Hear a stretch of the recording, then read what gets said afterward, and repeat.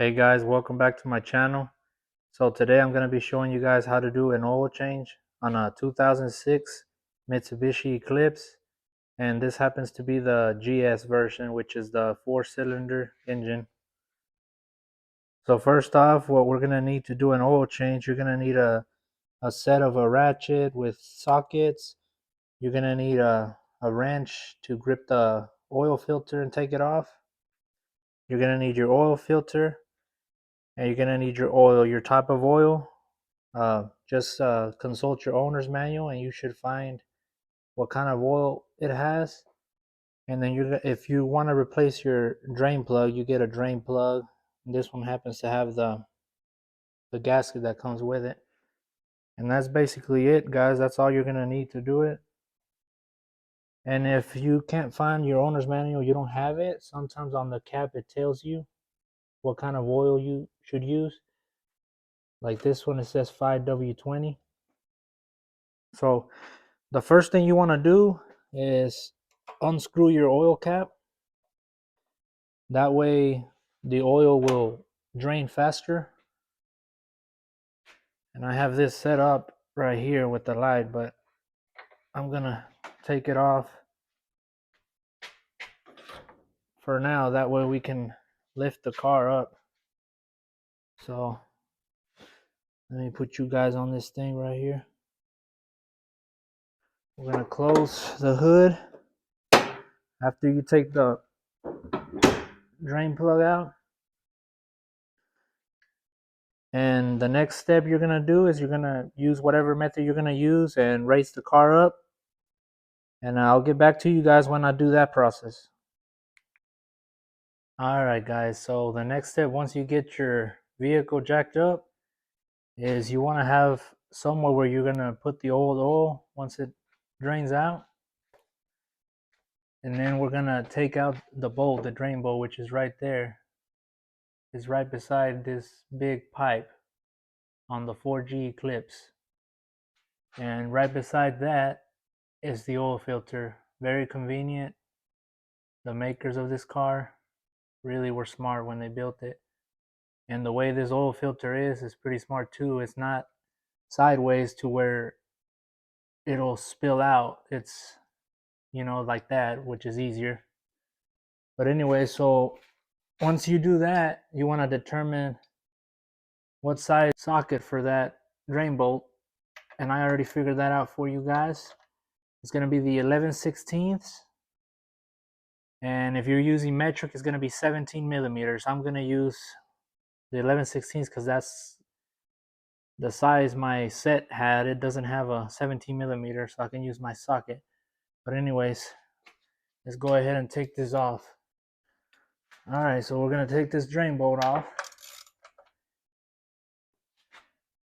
Remember, if you're loosening it, you're going to go to the left if you're using a ratchet. Let's see.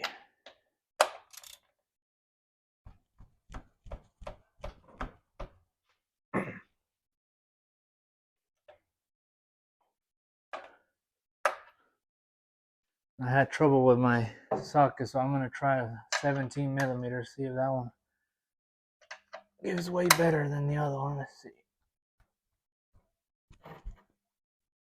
Alright, I'm going to get a hammer. Seems pretty stuck in there.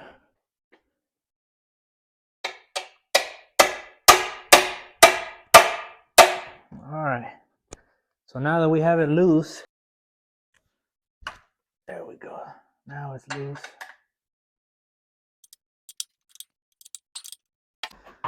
Now all you got to do is pay attention when it starts flowing out so you can catch it with your can. There we go. And yeah, it definitely was time to change it. I don't know if you guys can see, but it is black. So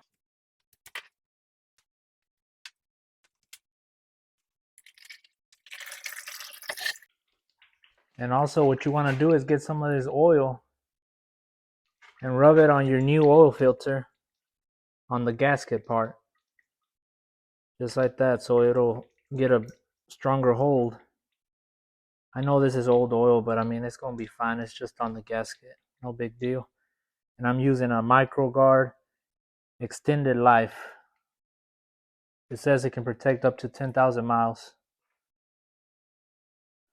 So while your oil is draining, you can go ahead and try to take your oil filter off. I was going to use this little tool, but it's an awkward position, so I'm going to use another tool. I'm thinking I'm going to use this tool right here. Let's see if it's big enough. Yep, it is big enough. Let's see. All right, so this is going to be the same way as tying in a bolt, righty-tighty, lefty-loosey. So you're going to try to turn to the left.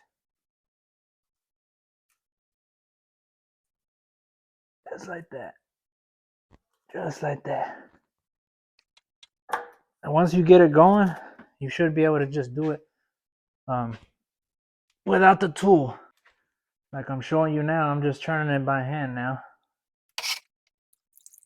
That has plenty of oil in it too, so just make sure you're catching it.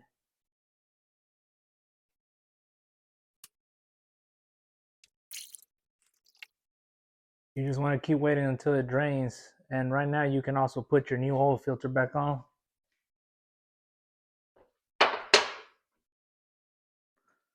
The oil filter, you just want to tighten it by hand basically. And remember, you're turning to the right. Just by hand. So now that we have the new oil filter back on, this is draining pretty slowly. I'm just going to go ahead and put the new drain plug on. And I did confirm it is the same size. I don't know if you guys can see, but it looks basically the same. You want to compare them, make sure they're basically the same. I don't see no gasket on the old one, so this one don't need one either.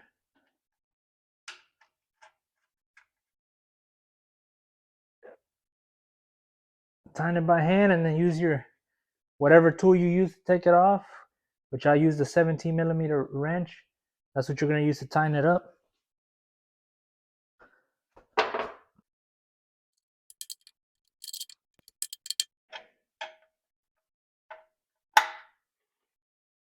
You just want to tighten it until you feel resistance.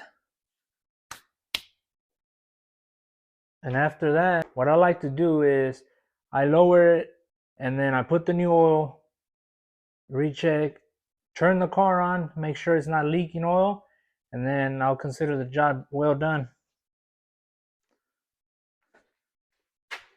So I'll get back to you guys after I lower it and I'll show you the next step. You're going to add your new oil. Like I said, consult your owner's manual. Get whatever it calls for, or if not, check your oil cap and it should tell you. Mine calls for 4.5 quarts. This is a 5-quart jug, but I'm going to go ahead and put 5 quarts because of the way it's been leaking. I'd rather have a little bit more than have it leak and be really low. Make sure you blow on your funnel or wipe it down or whatever you can. And then get started on adding the oil. I will most likely fast forward this part so you guys don't get bored of me adding this oil. And I am using conventional oil this time just because it was on promotion. But usually I like to use full synthetic oil since this is a 2006, so it's better for the engine to use synthetic. Okay, so after you add the oil your car calls for, put your oil cap back on, and then you're going to turn your car on for just a couple of seconds, let the oil run, and then you're going to check your oil dipstick just to make sure you did a good job. So let me crank the car. What I'm going to do is crank the car and also look under to see if there's any oil leaking.